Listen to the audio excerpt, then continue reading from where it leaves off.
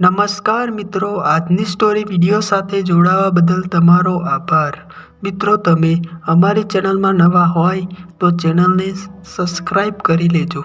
ચાલો આગળ તમને જણાવીએ કે શા માટે 14 જાન્યુઆરીએ જ મકર સંક્રાંતિ ઉજવવામાં આવે છે. કેમ કે સૂર્યના આ પરિવર્તનથી આ દિવસે રાત દિવસ સરખા એટલે કે 12 કલાકના હોય છે અને બીજા દિવસથી શિયાળાની લાંબી રાત ટૂંકી બને છે.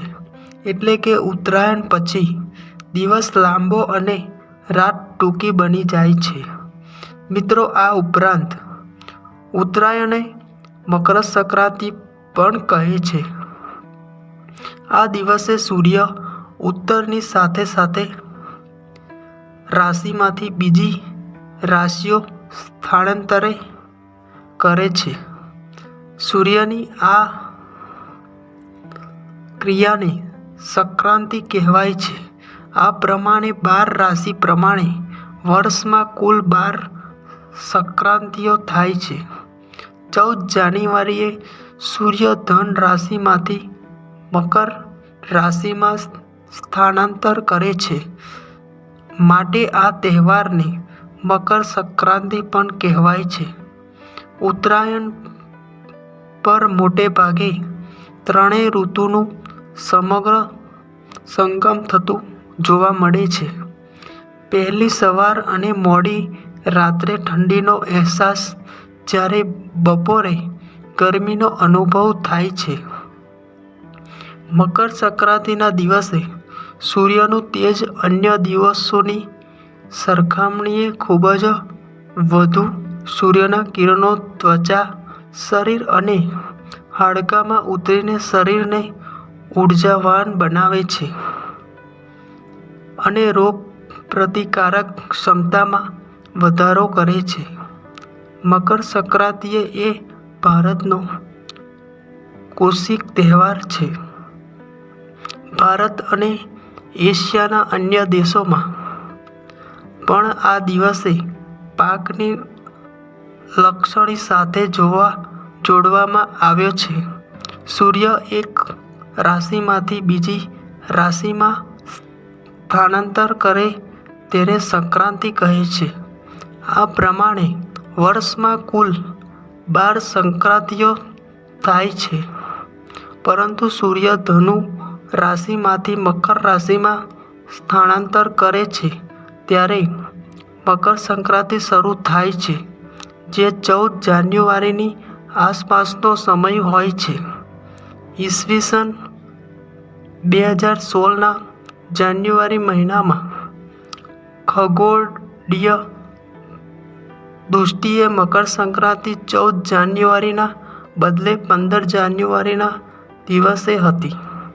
આજની વાત કરીએ તો આજે ચીનથી લઈને કોરિયા સુધી અને સમગ્ર એશિયામાં પણ જુદા જુદા પ્રકારની પતંગો પ્રચલિત થઈ છે અને પતંગ ઉડાવવા પાછળના વિવિધ સાંસ્કૃતિક હેતુઓ પણ જોડાવા લાગ્યા છે. પતંગ આજે ભલે મોજ શોખ માટે ચડાવવામાં આવતો હોય, પણ તેની શોધ આ માટે થઈ નથી. પતંગની શોધ ખરેખર તો ગંભીર વિચારધારા પર થઈ છે. તેનો ઉપયોગ પહેલાં હંમેશા કટોકટી, યુદ્ધ કે સંશોધન માટે થતો રહ્યો છે. પતંગનો આવો ઉપયોગ જાણી તમને કદાચ નવાઈ લાગશે. ઉત્તરાયણ માત્ર આનંદ નહીં, પરંતુ પુણ્યનું ભાથું બાંધી લેવાનો અવસર. મકર સંક્રાંતિ પર સ્નાન અને દાન કરવાનું વિશેષ મહત્વ છે. પહેલાં લોકો શેરડીના સાંઠા, બોર સહિતનું દાન કરતા. જો કે જેમ જેમ સમય ગયો તેમ તેમ દાનની સરવાણી બદલાઈ. ખાસ તો આ દિવસે એબોલોજી માટે દાનનું અનેરું મહત્વ હોય છે. આ દિવસે કરેલું દાન આ જન્મ સાથે બીજા જન્મમાં પણ કરોડો ગણું બની અને કામ આવે છે. દાન કરવાથી મનને પ્રસન્નતા મળે છે. માન્યતા એવી પણ છે કે આ દિવસે જે પણ દાન કરો તે અક્ષર ફળ આપનાર સાબિત થાય છે.